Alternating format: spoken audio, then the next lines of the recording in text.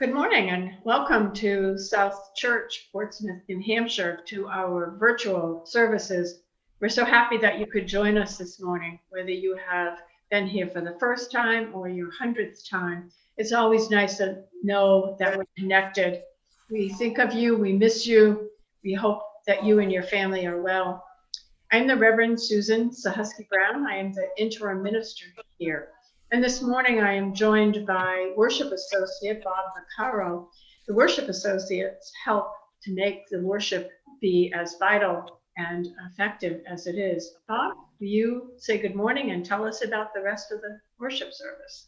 Well, good morning. I'm Bob Vaccaro, one of 8 worship associates, and I get a turn every 2 months to be nervous about doing this role.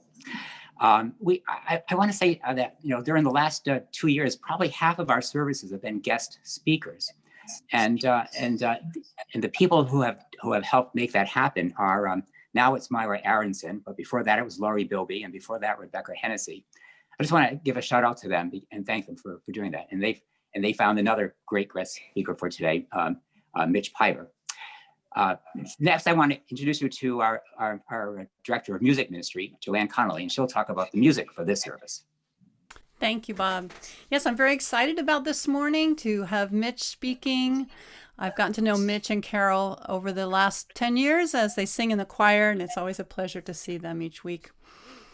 This morning, because of Mitch's background, going to school in the New Orleans area, he asked if we could incorporate some music from that area. So we're incorporating some music from New Orleans, music about healing, and also Mitch has invited the wonderful and local Leftist marching band to be part of the music this morning. Thanks so much for doing that, Mitch. I think that's it. Back to you, Bob. So the story for all ages is going to be performed by our religious education staff. And I want to say something about Mitch. I've had a chance to talk to him for maybe an hour and a half, and this is what I got Growing up in a non-religious Jewish family on Long Island, Mitch liked the Jewish culture more than the religion. After several years in New Orleans, where he prepared for his career as a pediatrician, Mitch met Carol in 1989 in Boston at a clinic where they both worked, she as a social worker and he as a physician. It took only one cross-country skiing trip for Mitch to know that Carol was right for him. They married 2 years later and moved to the Bible Belt of North Carolina, the state where Carol grew up and still had family members nearby. There, they adopted their one daughter, Alicia, as an infant and first discovered Unitarian Universalism. In 2005, Mitch, Carol, and Alicia moved to Dover, where they still reside. Mitch was attending the Durham Fellowship on his own when a friend recommended that he and Carol check out South Church, which they did in September of 2013. They liked Reverends Chris and Lauren, but it was the music on that day, that fall day, that made them decide to commit to our church. Neither our loss of Chris and Lauren nor our shaky relationship with Reverend Lynn has softened their commitment. In fact, Mitch loves how many of our members have stepped up their participation in church life during our years between settled ministers.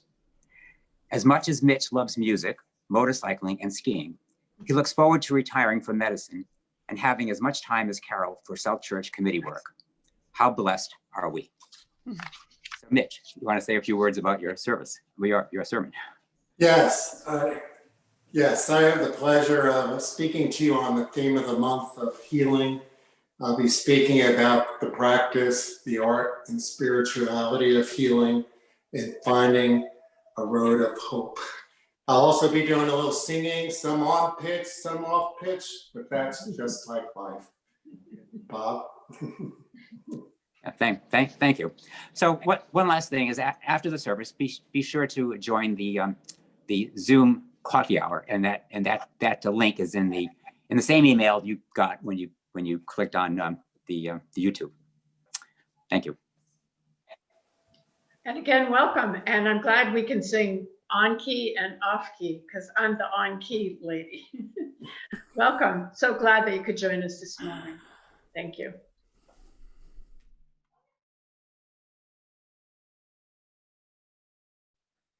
It's time to sign up to sing with the South Church Virtual Holiday Choir. Rejoin or join in the fun for the first time. We will provide you with all that you need music-wise to make a recording, along with easy instructions. To sign up, contact Choir President Theo Wiegand at theodore.wiegand@gmail.com. For more information, reach out to Joanne Connolly at joannasing@aol.com. The South Church Spiritual Book Group is hosting a discussion of Jefferson's Daughters, Three Sisters, White and Black, in a Young America by Catherine Carrison on Wednesday, November 11th at 7 p.m. All are welcome. Contact South Church Book Group at gmail.com for the Zoom link. Have you been wanting to get more involved, make a contribution, or would like more of a sense of belonging at South Church? Our Shared Ministry Committee is currently looking for some new associates, namely Pastoral and Social Justice.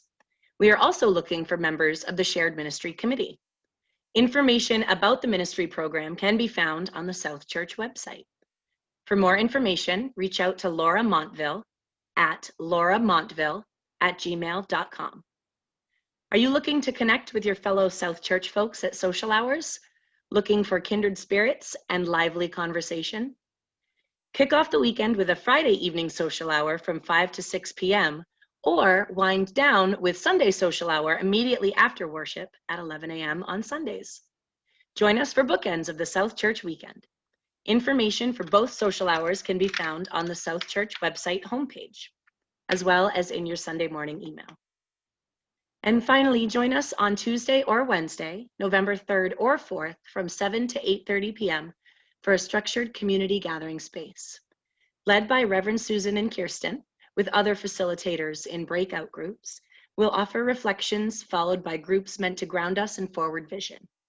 Family spaces are available, so please join us. The Zoom link is in your Sunday morning email.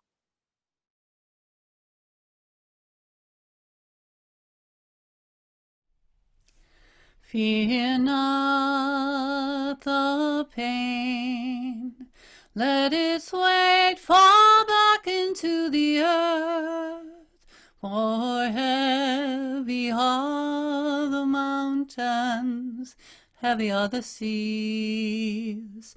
Fear not the pain. Let its weight fall back into the earth, for heavy are the mountains, heavy are the seas.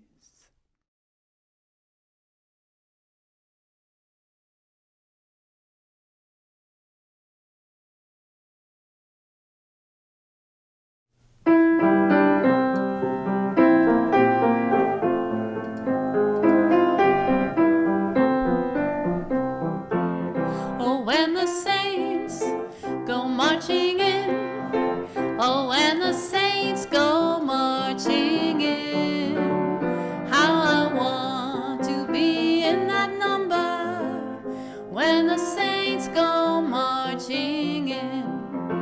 Oh, when the saints go marching in, oh, when the saints go marching in, how I want to be in that number, when the saints go marching in.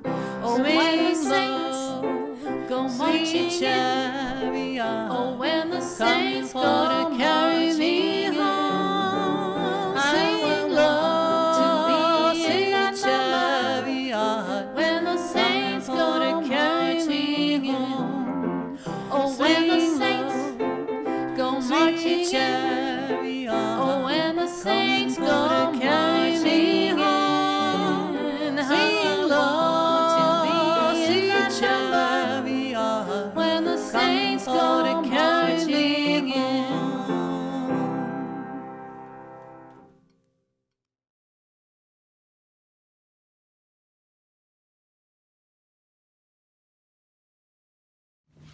In sharp contrast to Jackie and me, and our daughters Lynn and Amy, our son Brian never developed an interest in settling down. As a young man, his passion was hiking the Appalachian Trail with all he needed to survive on his back. After completing the entire 2,000-mile-plus trail, Brian's passion shifted to traveling the country in his truck with a slide-in camper on the back, again with all he needed to survive. He was happiest when someone like his girlfriend accompanied him on trips to distant family members and friends, but especially on trips to live rock band concerts. And here he is in one of those trips with his truck in the background and his girlfriend by his side. It was this time of year, 5 years ago, when Brian and I made our last cross-country trip together, less than 6 months before his death. We drove his new dream truck, a super accessorized Chevrolet Silverado, to pick up his new dream customized camper in Colorado. On this trip, we visited family members in Michigan, Ontario, Indiana, and California. His heightened alertness during the trip made us hopeful that Brian's schizophrenia was taking a turn for the better. In hindsight, however, his alertness was probably due to reducing his medications to avoid its miserable side effects. During these 3 weeks together, Brian talked about a plan he was hatching to sublet his Portsmouth apartment and take his new truck and camper to Australia to explore that continent. Though a somewhat impractical plan, it was in the realm of possibility, and certainly not the musings of someone soon to end it all. The following April, Brian took his life sitting in the driver's seat of his beautiful truck, overlooking the Atlantic Ocean in Rye, a location where in happier times he would take his girlfriends to make out. When the Rye police discovered Brian in their midnight sweep, they called an ambulance to take his body to a funeral home in Hampton and a towing service to take his truck to a secure lot in Portsmouth. During the next 4 days of shock and grief, we searched for clues as to what Brian was thinking when he made his irreversible decision. We had family sessions with 3 mediums, one of whom channeled Brian as saying that if he had known how sad his passing was going to make us, he would have stayed alive just for us, as difficult as his life was for him. When on day 4 we had the energy to retrieve Brian's truck, Lynn and Amy wanted to accompany me to further our search for Brian's thought process. The highlight of this story is that when I turned on his truck's ignition, the truck radio also came on along with the rock music station that Brian was listening to when he turned the ignition off 4 days earlier. As I was hunting for the right button to turn the blaring music off, Amy stopped me. "Dad," she said, "this is Brian's favorite rock band, Guns N' Roses. And the song they are playing is Don't Cry." The theme of this song, "I Still Love You, Don't You Cry," had to be a message from Brian. And of course, it had the opposite effect. We cried, and I still tear up when I reflect on this message. So let it be.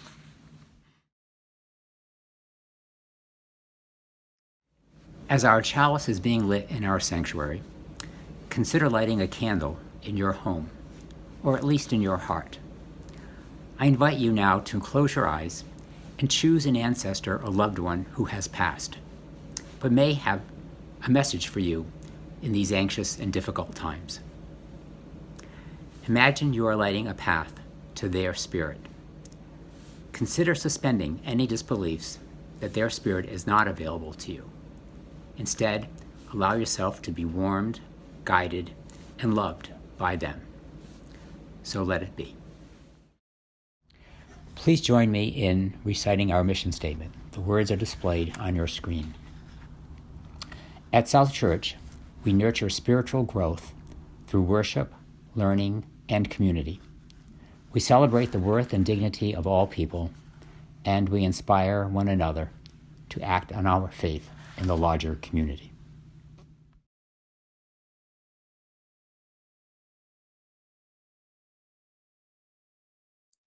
Good morning and happy November.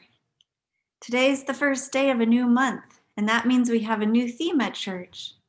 The new theme is healing, and I'm really looking forward to exploring that idea with all of you in lots of ways. This is also a time of year when many people give extra thought to people who we've loved who aren't alive anymore. It can be comforting and healing to think about those people, and sometimes it can be hard and confusing too. All of these kinds of feelings are normal and important. Today I have a story for you called Flora's Heart. Jamie lived 2 blocks down from an elderly woman named Flora. Flora had known Jamie's family for a very long time, and the two had become close friends. Every morning, Flora would sit on the front stoop of her apartment building and feed the squirrels. She'd talk to them and tell them how she loved them, and she'd chuckle at their squirrely acrobatics. She fed them peanuts out of a bag that was made of a fabric that had colorful hearts all over it. She usually had heart-printed socks on too.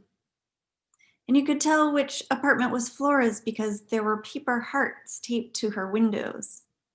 They were there all year, not just on Valentine's Day, when you might expect to see heart decorations.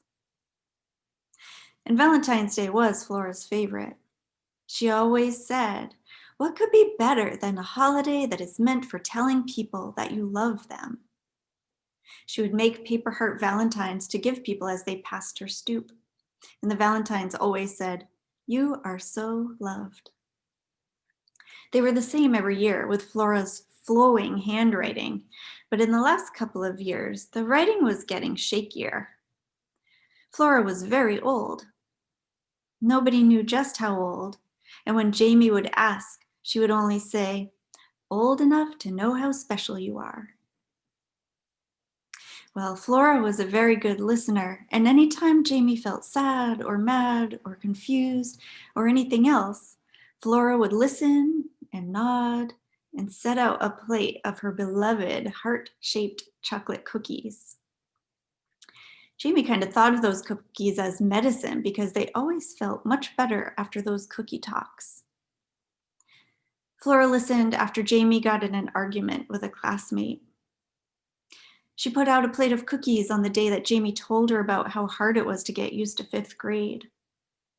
And Flora reached out her soft and wrinkled hand to place on Jamie's when Jamie told her that their parents were getting a divorce. One October morning, Jamie went to Flora's stoop to visit her during squirrel feeding.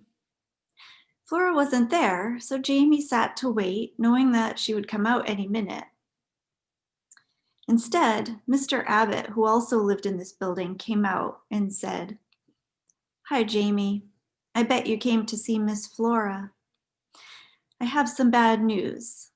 Miss Flora passed away late last night. I'm so sorry to tell you. I know you two were close friends." Jamie was stunned. It seemed impossible. I mean, Flora was very old, but how could someone so important in your life just suddenly be gone?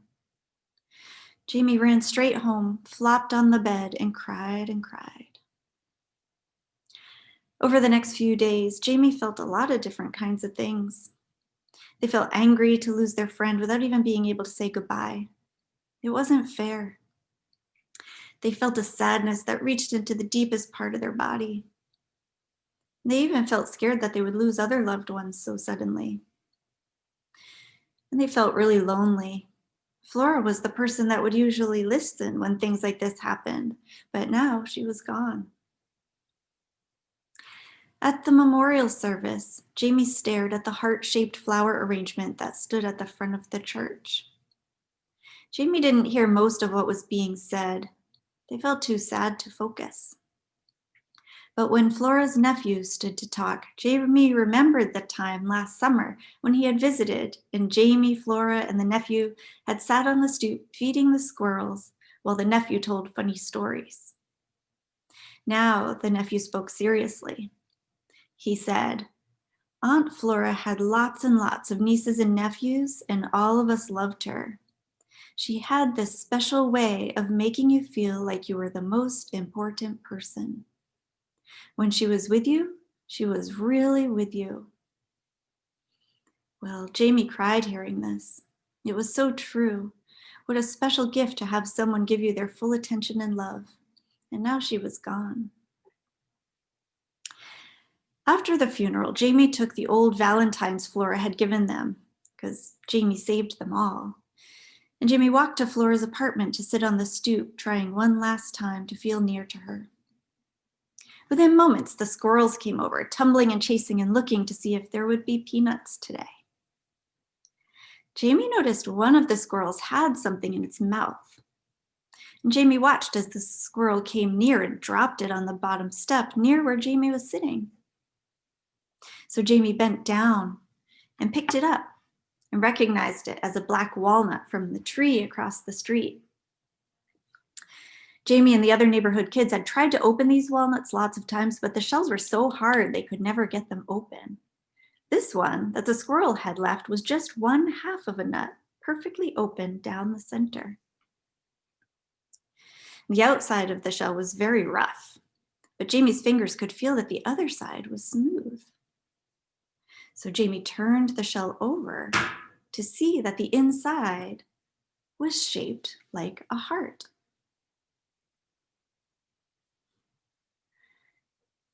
Jamie couldn't believe it.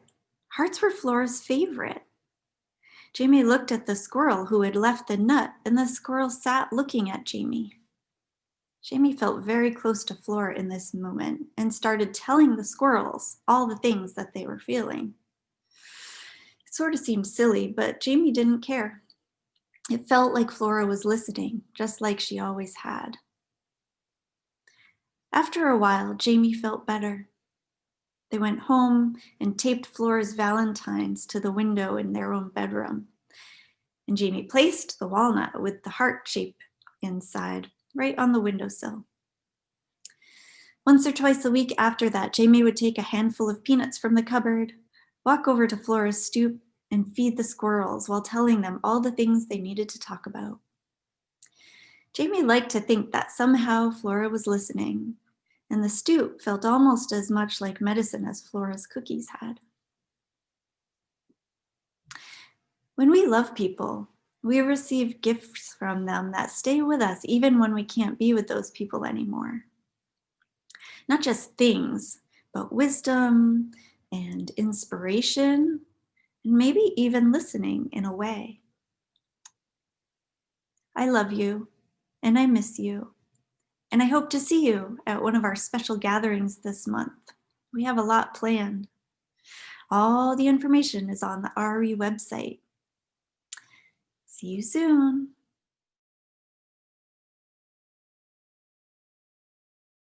Hi everyone, my name is Pam Felber and I live in Exeter, New Hampshire.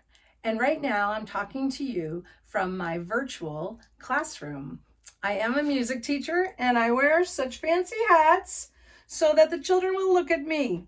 Okay, so now I'm going to take this off and just talk to you. I have been a member since the days of Bob Carnan, and in those days you'd sign the book. Well, fast forward many years later, I decided that it was time to take the actual course on membership.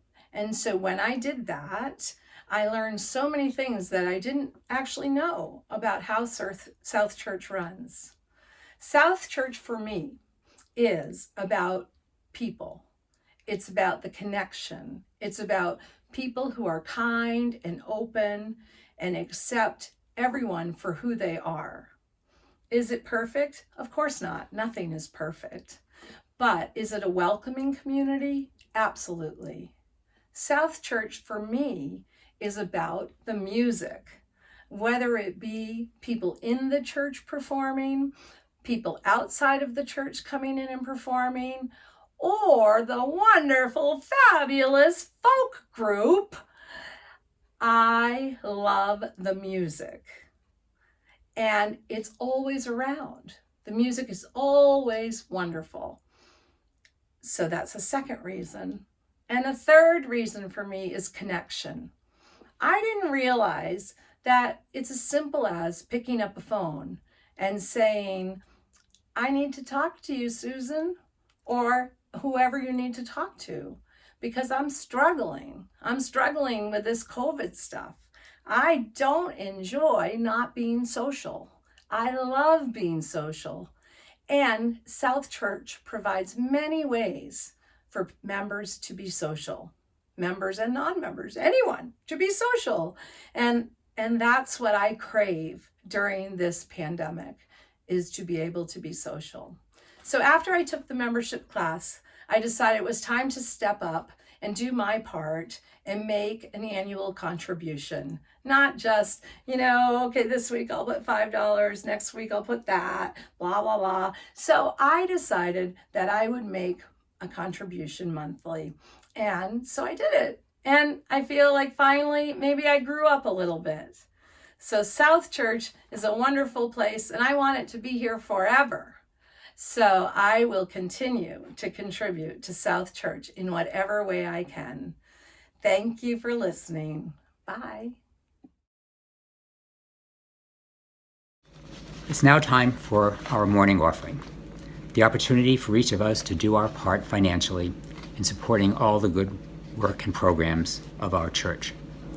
During the month of November, we'll be sharing our collection with Seacoast Family Promise. Their mission is a community in which every family has a home, a livelihood, and the foundation on which to build a better future together. During this time of virus, they're housing 4 families in one house in Greenland and following all CDC guidelines for safety. Follow the prompts on your screen, and there'll be instructions also at the end of the service. Now for a short video from their executive director, Patti Frew-Waters. Hi everyone, Patti Frew-Waters here from Seacoast Family Promise. It's nice to be speaking to you this morning. I'm sorry that it has to be virtual and I can't be there with you. And I know that all of you wish that you could be with your friends at your church as well. I did want to speak to you today a little bit about all of the kindness and the support that you have shown to us over the years. I've been the director here for 16 years now. Seems like yesterday, really, when you think about it. COVID has really created an unusual year for us, and of course we are all frontline workers, so we worked through it all. We managed.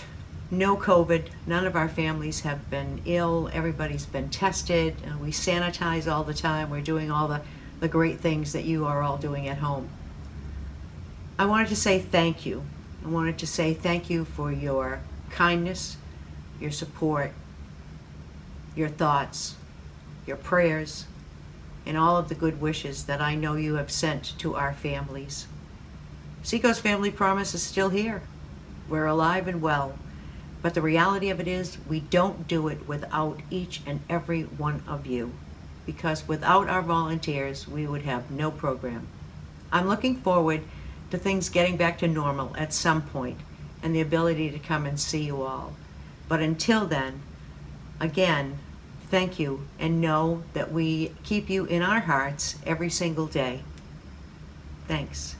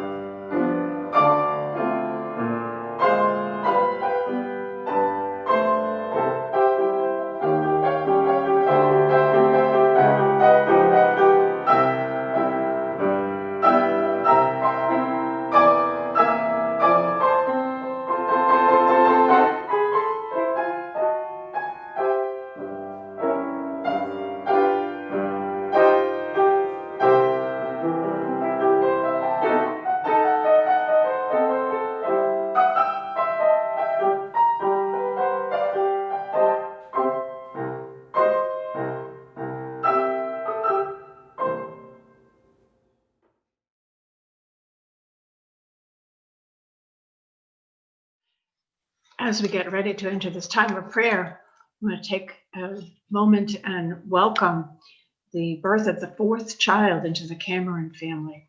Congratulations, this new baby brother was born safe and sound on Tuesday, and he is much loved already by his siblings, Cecilia and Leo and Jay Balthazar. To Mama Meg and Papa Andy, we are sending so much love to you and to your family. Welcome, precious new child. Welcome. We are glad that you are here. It is a blessing.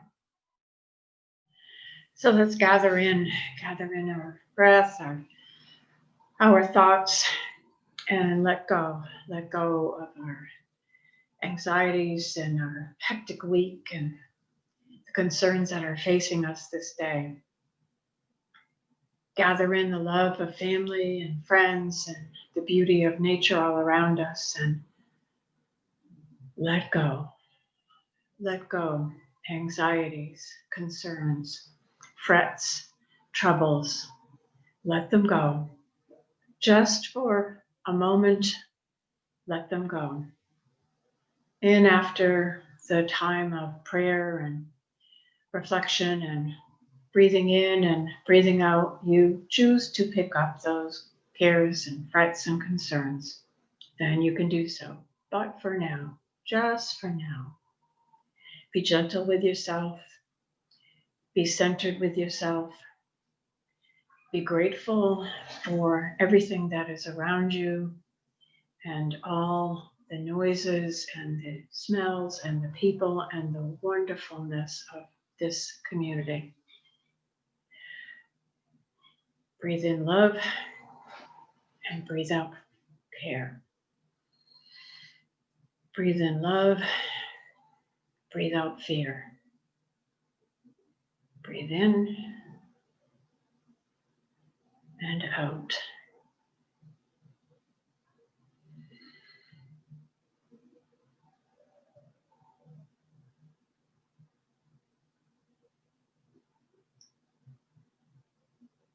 Know that we are here for you, that we care for you, that we're holding you in our hearts, that we are available. You may reach out on chat or email or whatever form it is. Let us know what your needs and cares are. We are here for you. We care.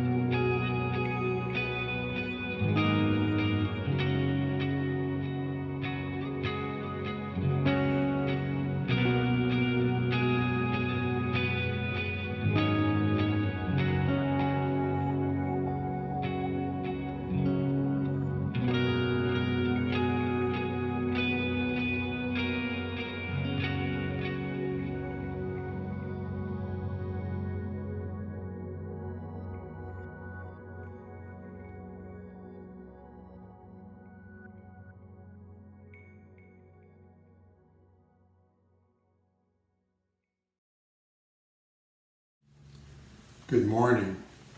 Today I've been asked to speak to you about healing, the theme of the month for November.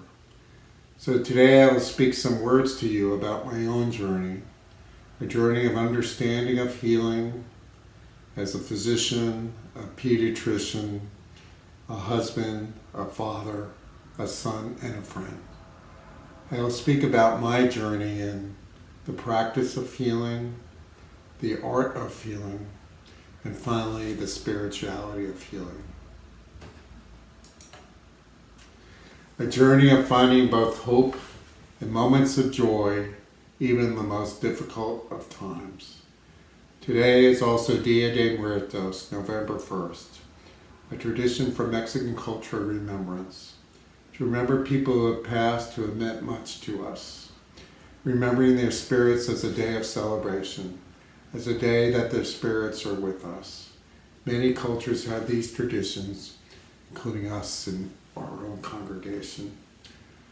These traditions can also be sad for many of us.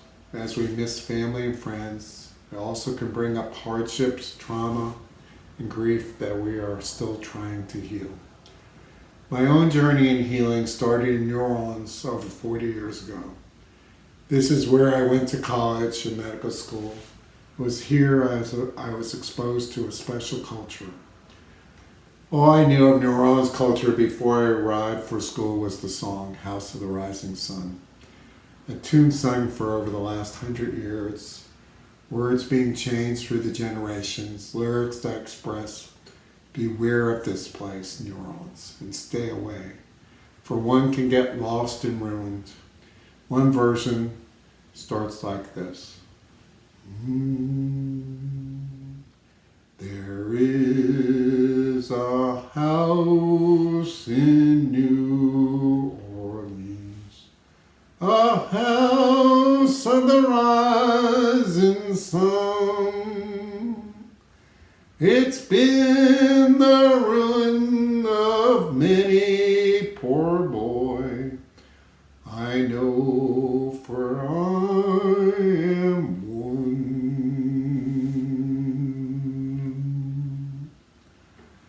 Well, in my time in New Orleans, I learned much of this place. It was not a place that I became lost, but a place to be found. A journey of discovery. New Orleans, as natives say, a place built on a swampy piece of land on the Mississippi River, a place of deep spirituality, of past traditions and the mixing of cultures, races, and color. A culture of Zulu, Voodoo, Cajun, French, Spanish, Creole, and a mix of many others. A culture of acceptance of different orientations and lifestyles, but also a culture that sadly has a two-tier culture of haves and have-nots, with many people of color mostly being the have-nots. A culture that has survived hardships and ordeals through the great floods and hurricane disasters, through slavery, poverty, and racism. A culture of color that can find forgiveness, a culture of color that is willing to help you and give you a supporting hand, even if you yourself are not of color. And in this culture, there is culture that embodies celebration and joy whenever there is an opportunity. A culture that can mourn and celebrate death on the same day at a funeral. So in this city of complex culture and heritage, I started my journey in understanding, healing, spirituality, and finding hope. This journey started with learning the practice of medicine. In medical school, I was taught the anatomy and physiology of the body. I was taught the diseases of the body and the standard treatments. I was taught the practice of medical healing as it was 40 years ago. Identify the disease, give the treatment that has been shown to work for the disease. It may work or it may not. My role as a doctor, I was told, was to diagnose and treat. It was a nuts and bolts approach. As I did my clinical rotations as a medical student in the hospital, in-house as it is referred to in medical jargon, this nuts and bolts practice of medicine made me depressed. It did not take into account the individuality of each person. It did not connect to the culture and need of each person. It did not take into account that there was a two-tier medical system, one for the people, almost all of color, at the free charity hospital, the other for people who had insurance, mostly white, at the private hospital across the street. I was lost. I felt I was thrown into that great muddy Mississippi River that flowed next to the city, being swept away by its waters, going downriver, out of control. I was drowning. Hearing that tune coming true about that house, I becoming lost in this house called the hospital.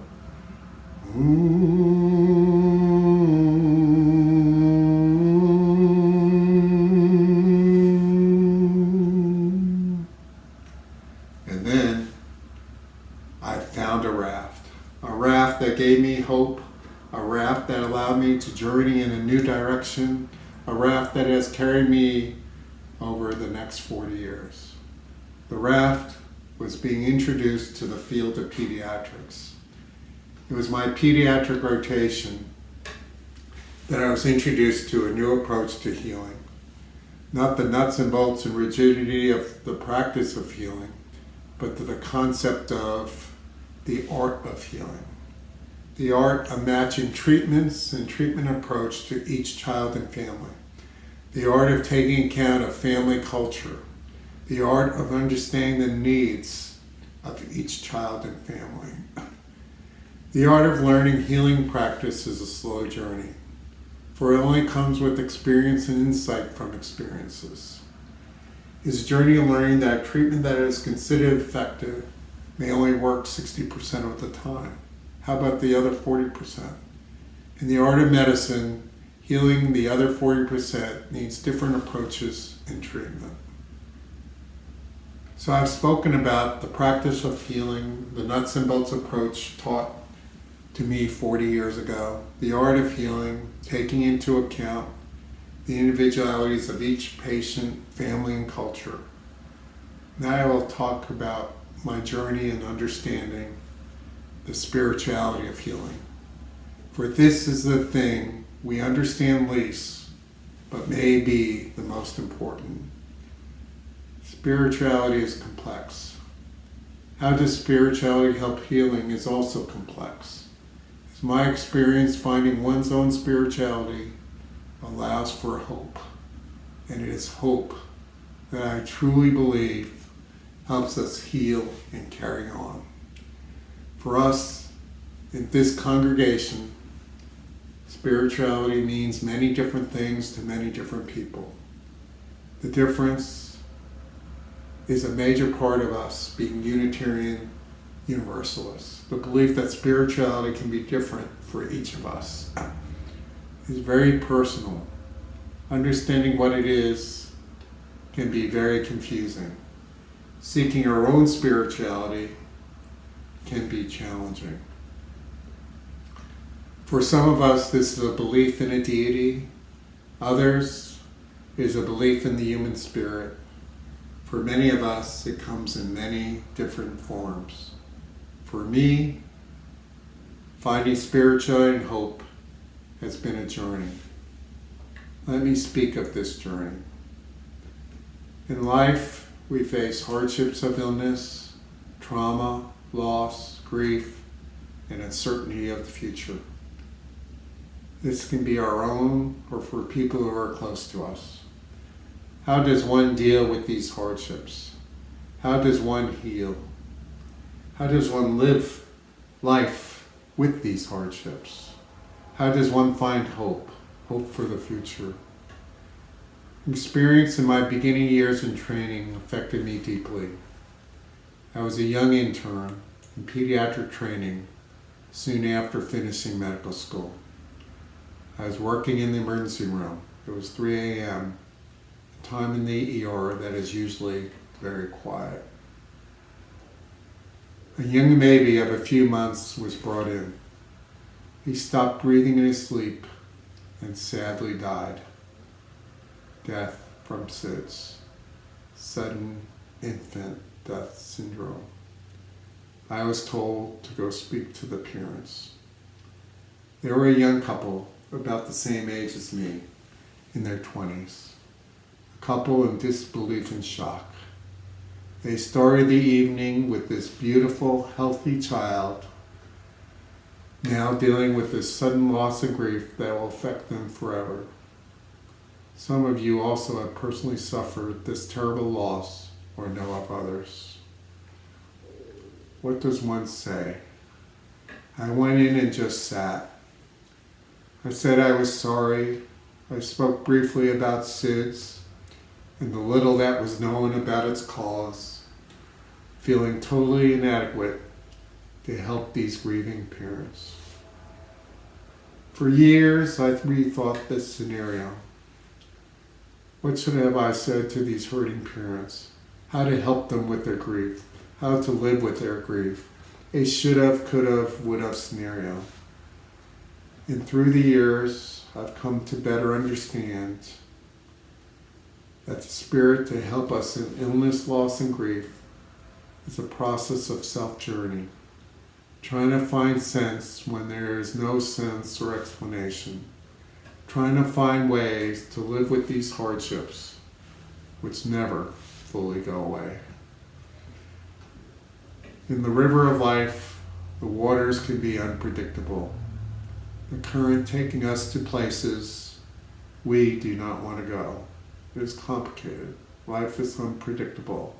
There is happiness and there is sadness. There is health and there is disease. There is life and there is death.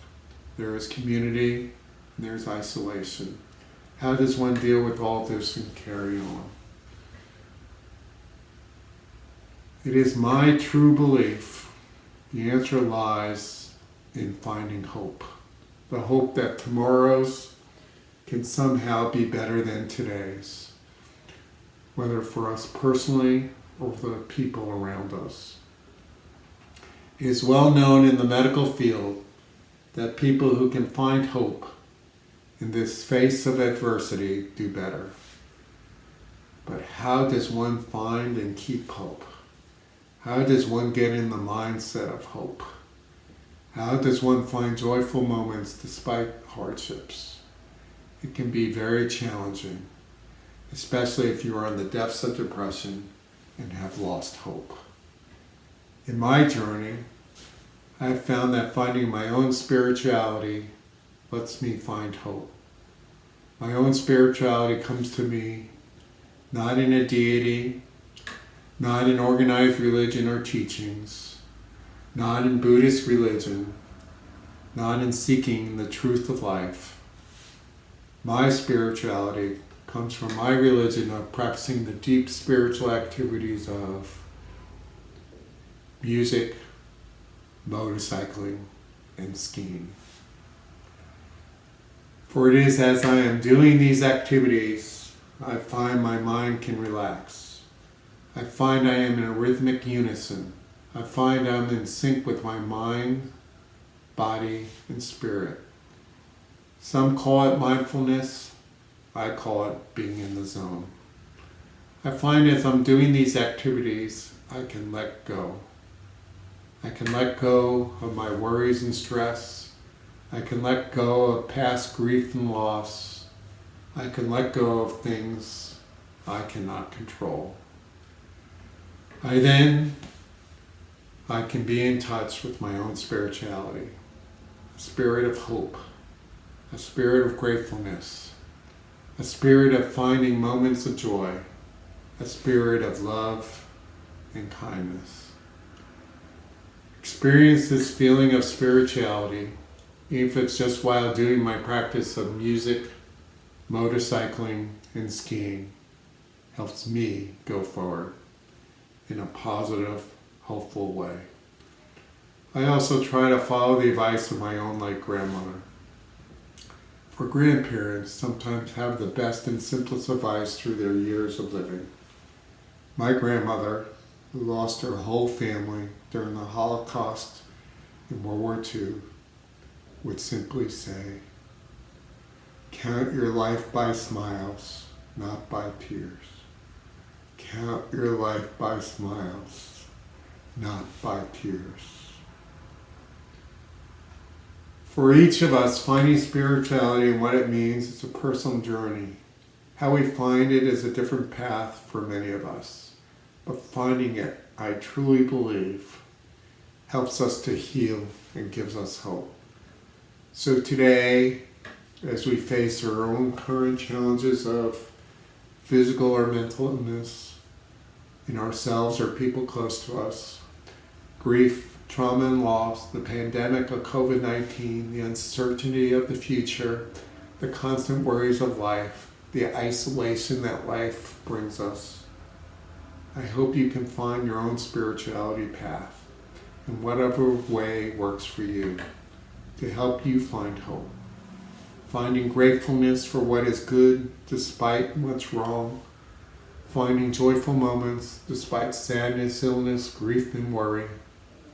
Finding times and ways to celebrate the happy events that occur in our lives and try to count your life by smiles and not by tears. Now, as I conclude speaking about my journey of healing, learning the practice of healing, understanding the art of healing, and finally seeking the spirituality of healing and finding hope, a journey that started in New Orleans over 40 years ago and now continues here today. The music tune of the House of the Rising Sun has taken on a different meaning for me. Now I sing my own verse to celebrate one joy I appreciate so much, being part of this congregation at South Church, a place of acceptance, a place of support, a place for each other, a place that accepts that music, motorcycling, and skiing can be a religious, spiritual journey. So I sing to you now. There is a place in old Portsmouth, a place we call South Church, and in this place we gather together to find hope and to support each other. May it be so.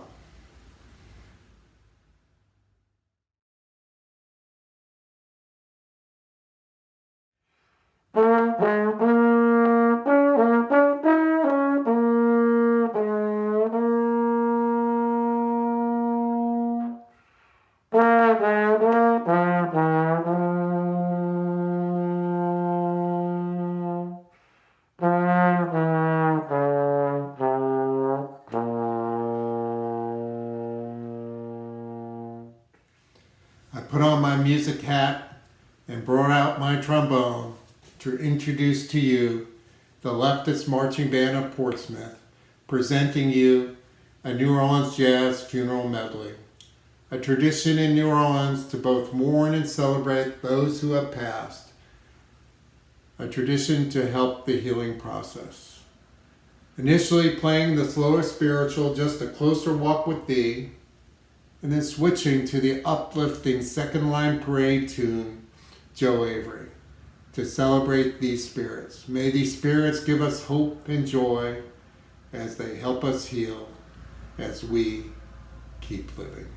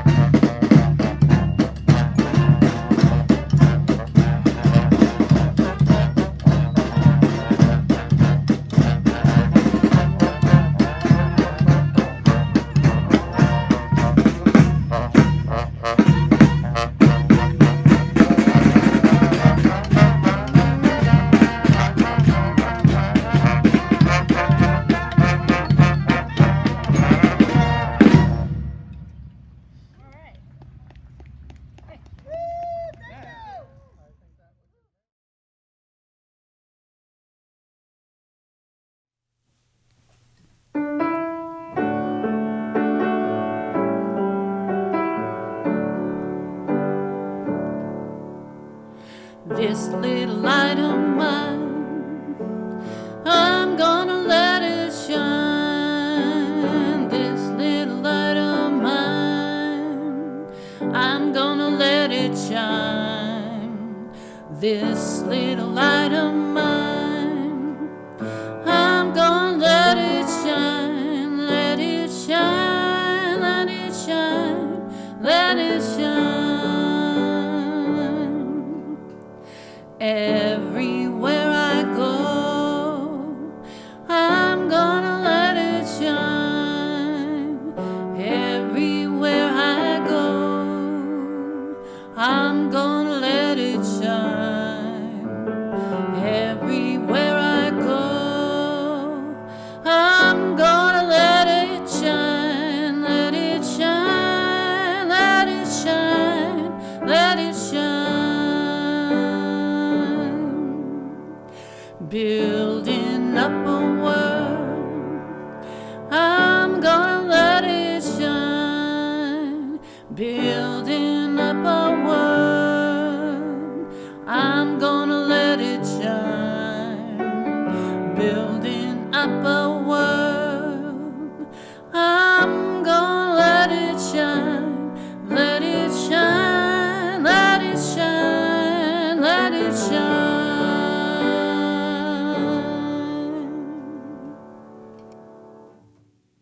We extinguish this flame, but not the light of truth, the warmth of community, or the fire of commitment. These we carry in our hearts until we are together again. For the benediction today, I like to give thanks. I like to give thanks by singing a spiritual with you that I miss much. The spiritual, we give thanks.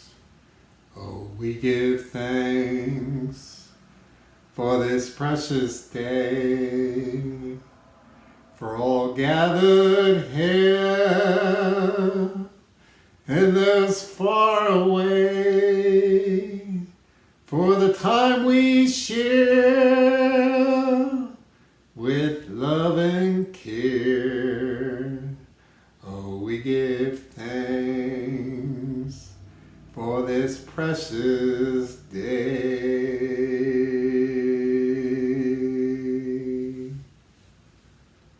Thank you.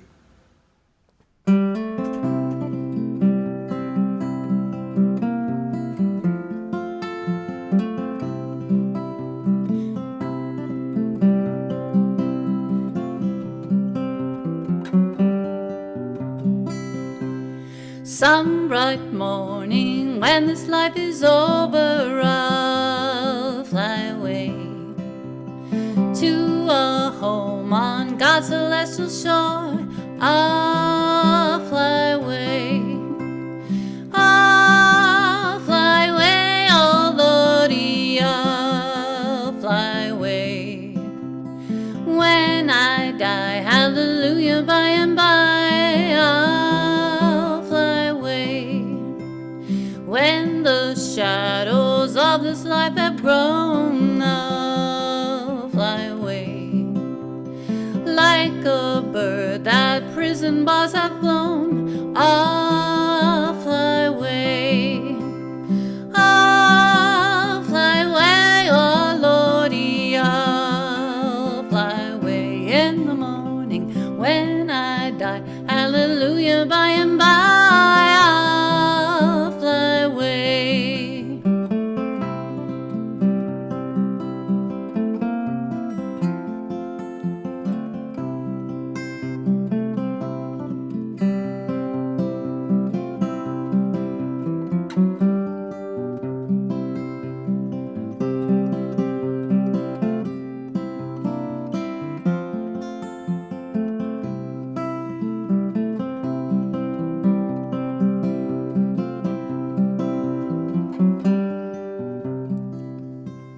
Just a few more weary days and then I'll fly away to a land where joys will never end. I'll fly away.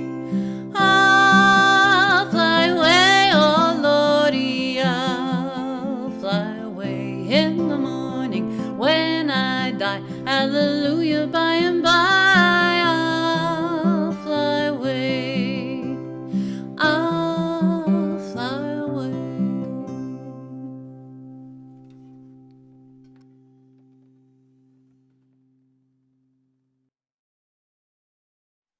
Here are some ways that you can give to South Church. To make your 2021 pledge, fill out and mail your financial commitment form to South Church at 73 Court Street in Portsmouth, or send an email to the Annual Budget Committee Chair, Lori Bilby, at turningtide@comcast.net.